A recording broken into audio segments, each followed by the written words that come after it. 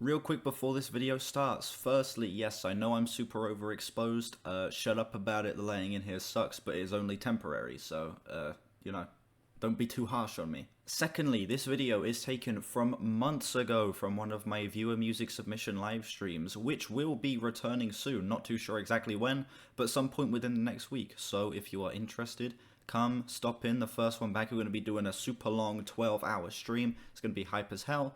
So, yeah, come along to that whenever, we end up streaming, and enjoy the video. I'm feeling...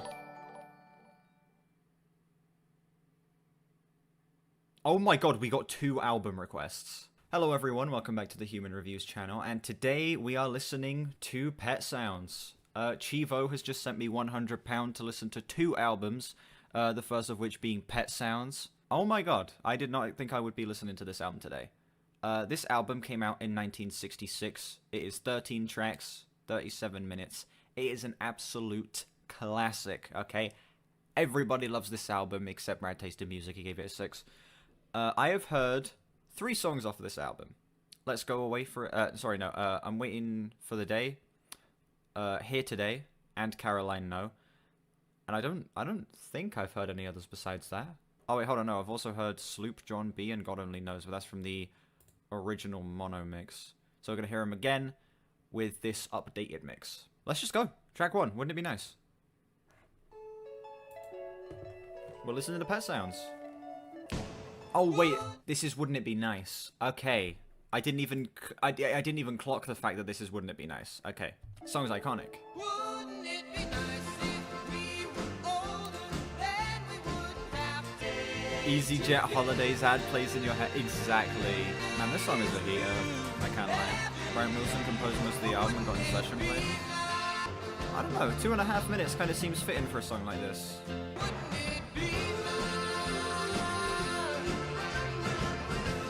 I think it fades out a bit too early. I don't even mind the fade out on this song. Listen, this song is absolutely iconic. I have no problems with this song. I have no reason to give this song anything less than a 10. It's so iconic.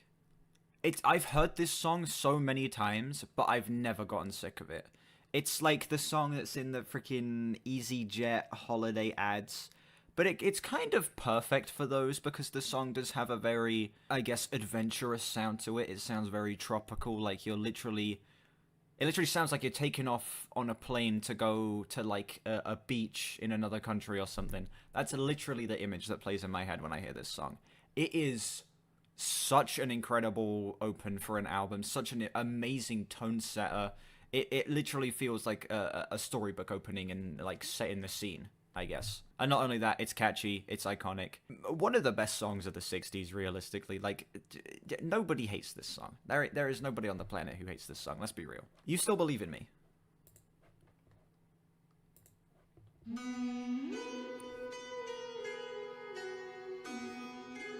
I know perfectly well I'm not where I should be.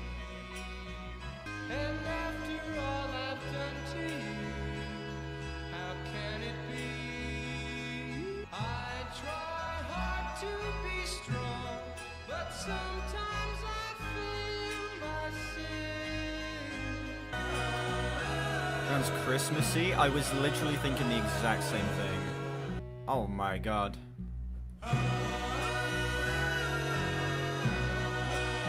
Are you kidding me? Are you kidding me? It gives you, like, the best opener imaginable. I don't mind that fade out, by the way. It gives you the best opener imaginable, followed by the best follow-up to it imaginable. 9.8 to a 10? That was...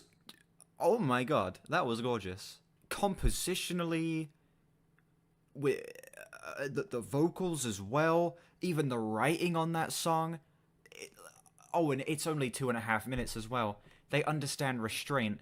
They don't drag the song out to as long as they possibly can. They just give you a nice, sweet, 2.5 minute little statement. Oh my god. I would like to remind you guys. 65! Only a 65. How? There ain't no way. These first 2 tracks, heaters. Love it. Love them both. Next track, That's Not Me. I had to prove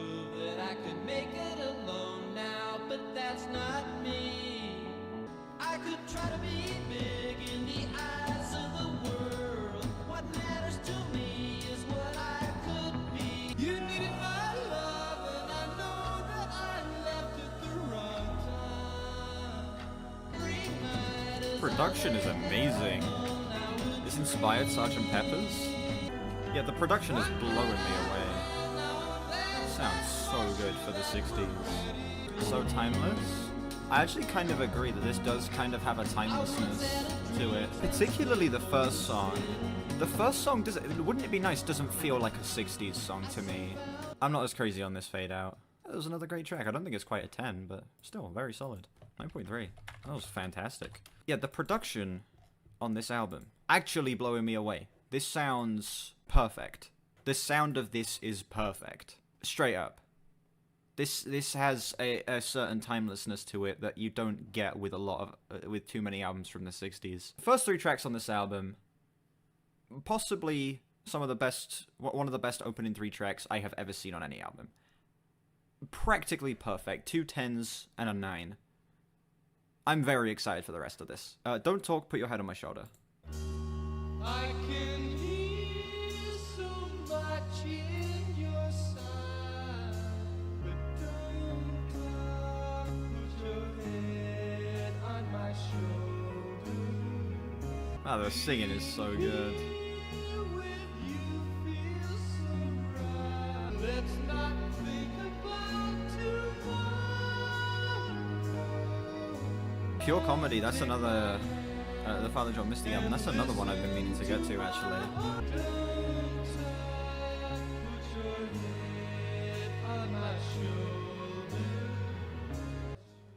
Nice. Probably my least favorite so far, but not by like a large margin or anything. Still sounds absolutely fantastic. The vocals on this one in particular are some of my favorite on the album up to this point. The only reason I would say this one is my least favorite is because out of all of them, it's just... I say the least exciting, but like only by the tiniest little bit. I don't feel like this one's going to be quite as re-listenable as the first 3, but still in terms of quality, it's about on the same level. So for that reason, it gets a flat 9. Still fantastic.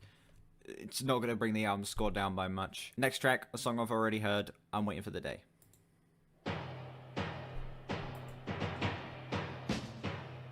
Starting to see why Brandon liked this too much. B isn't messing with it. It's some of the best produced music of the 60s. Music. I can't speak.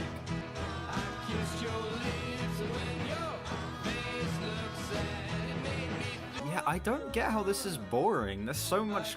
Like, it's legit, like, the creativity has reached the threshold and is now overflowing all over the floor. You know what I'm saying? Every single song has had like that one thing about it that has been that has just blew my mind. Like this one, the drums sound so good. They are so heavy and impactful, and the moments where the drums take the lead are just like, bro.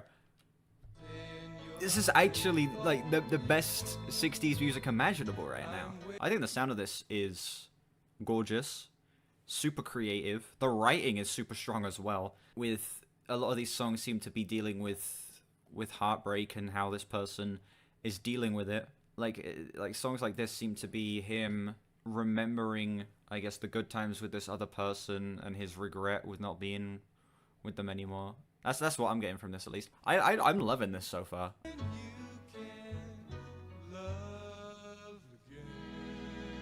True heartbreak is A Crow Looked at Me. Oh yeah, I got B to listen to A Crow Looked at Me on call with me.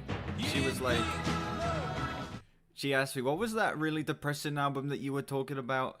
And then I said, oh, A Crow Looked at Me. She was like, yeah, that one. Can we listen to that? And then we listened to the whole thing on a Discord call.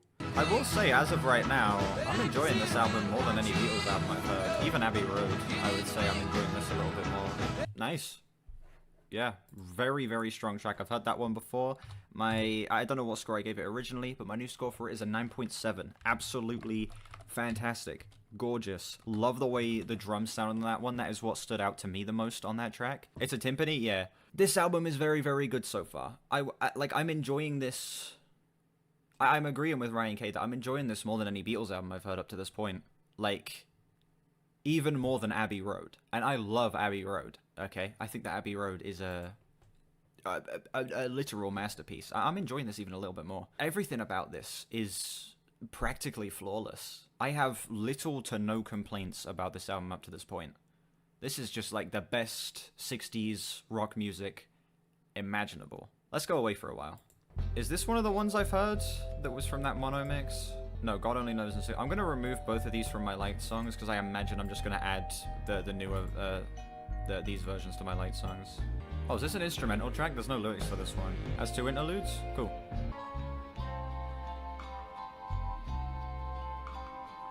Really sweet interlude. Give it a 9, like a flat 9. Sounds fantastic. Production's still incredible. Sounded really sweet. Had some, like... It kind of feels like the best elevator music possible, is what I got from that song. It's like elevator music that makes you want to stay in the lift and not leave, if that makes sense. Really nice. Real quick, I'm going to take my hoodie off, because it is boiling in here. Sloop John B. Another one I've already heard. But I don't really remember it, because I don't think I returned to it. Drinking all night, got into a fight.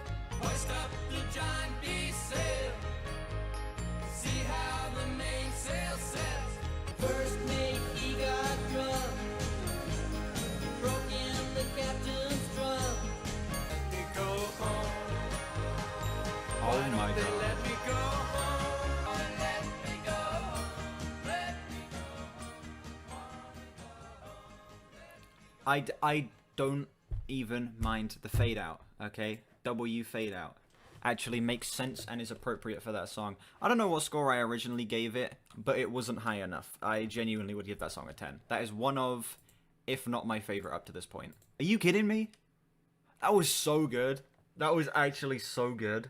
That is like one of the best 60s songs I think I've heard. I love that so much. That was a cover? Huh.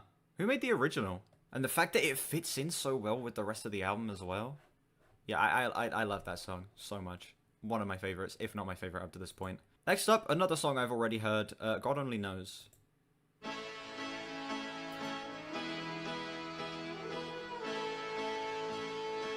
We got another Christmassy sounding song. I may not always love you. If you should ever leave me, though life will still go on, believe me. God only knows what I'd be without you. This is my favorite song in terms of writing so far, definitely.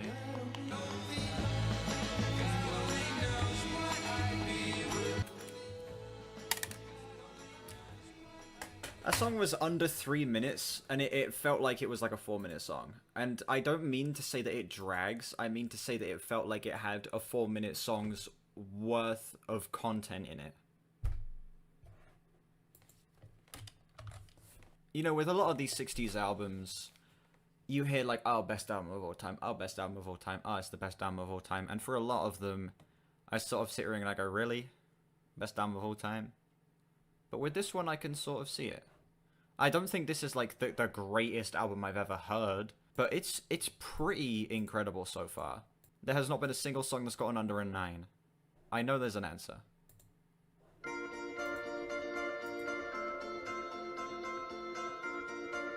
I know so many people who think they can do it alone. And what can you say that would make them defensive? I know now, but I had to find it by myself. Know now, but I had to find it by myself. Bro.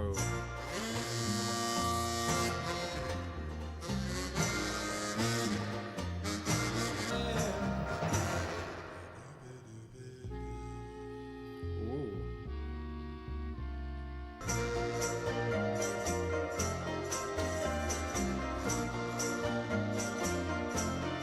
Like, these past 3 songs, flawless. Like, back to back, flawless. I don't feel like this one is... The only reason this doesn't get a 10 is because I don't feel like it quite was at the same level, but it's like that close. It's like the slightest, tiniest little bit under. Still absolutely love that song. Still thought it was damn near perfect. but just comparing it to the others, I feel like it's just a tiny bit lower. Next song, best on the album. Apparently I've already liked this one, so we're going to remove it from the light songs so that I can add it again, and it can be bunched together with the rest. It starts with just a little glance now. Right away you're thinking about romance now. Like, these songs that I've given 10s, I would say, are pretty, like, solid 10s. But if I'm questioning whether I would give it a 10 or not, I feel like a 9.8 is more appropriate. Well, you know I hate to be a downer, but I'm the guy she left before you found You know, one of my least favorite things about my Beatles videos and the comments on them is that people always say, you're listening to the album from the perspective of today. You're meant to listen to it from the perspective of the 60s. Why aren't you listening to it from the perspective of the 60s? Because I listen to albums like this, or Highway 61 Revisited by Bob Dylan from the perspective of today, and they hold up almost perfectly. They still sound flawless. And sure, I could say the same about Abbey Road, maybe even the same about Revolver, but with the Beatles, I feel like with the White Album and Sgt. Pepper's, they are very 60s. They are very, very 60s.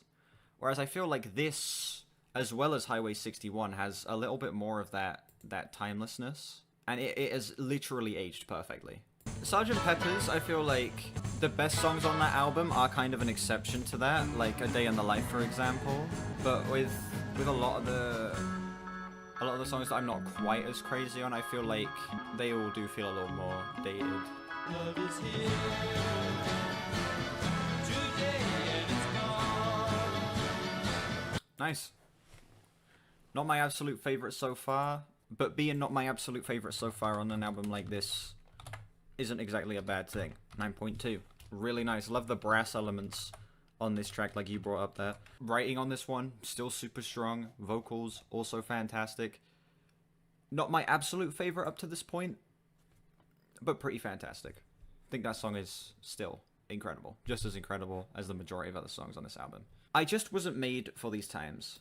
I keep looking for a place to fit in. They say I got brains, but they ain't doing me no good. Sometimes I feel very sad. I guess I just wasn't made for these times. Where can I turn when my fair weather friends come by? I think I got something good going for myself, but what goes wrong? I mean, come on, like, bro, we're down to the final two. Oh my god, that's your favorite on the album? Not my favorite. It's not my favorite on the album up to this point, but it's still one of the stronger tracks so far. Like, every song on this album is one of the stronger tracks. Like, the lowest score I've given is like a flat 9. This thing is insanely good. This is ridiculous. I'm not even getting sick of the sound at all up to this point, because they add so many interesting little details in here that flesh out the sound even more as the album goes along. Like, for example, the addition of the theremin in there is just such... It adds a lot of texture to the sections in that song where it pops up, and it adds a lot of flavor as well. I am blown away by this. We're down to the final two. Your least favorite on the album was Let's Go Away for a While, but it got an 8.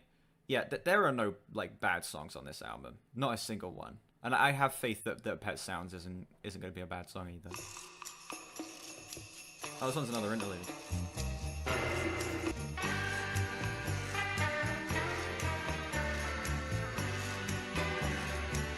Yeah, you can kind of see going into the back half of the album that I just wasn't really talking too much. I was really just, like, focusing on the songs, sort of just soaking them in, taking in the great production, the really incredible writing, and the very bright, powerful aesthetic, and just not really having all that much to say, because a lot of these songs do sort of sonically blend together a little bit, and it doesn't make for the most to talk about, but still, I was just loving how incredibly well produced this is, and how incredible the pacing was as well. This was a great front-to-back experience of an album.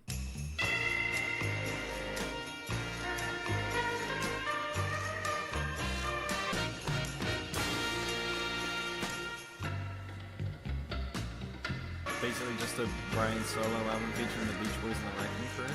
The fact that he composed the majority of this is insane. What was it? He composed like all of this? Mike Love was against making this because they didn't sound like this before and this didn't chart apparently. If you're gonna switch up your sound, switching it up to sound like this is probably the best way you can do. The best way you can do so. That was my favorite of the two interludes, definitely. That one.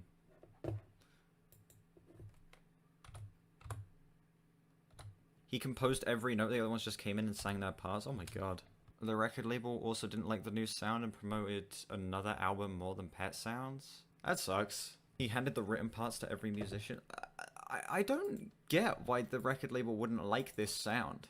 I guess if it's different from their previous stuff, I can kind of see it, but like this is just like, if you're gonna do a switch up in your style, switching up to this is like the best move you can make. This sounds practically perfect. Caroline, no. Final song. I already know I like this one. All they cared about was profiting. Where is the girl I used to know? Yeah, I got sent this one in on stream pretty recently. Oh, Caroline.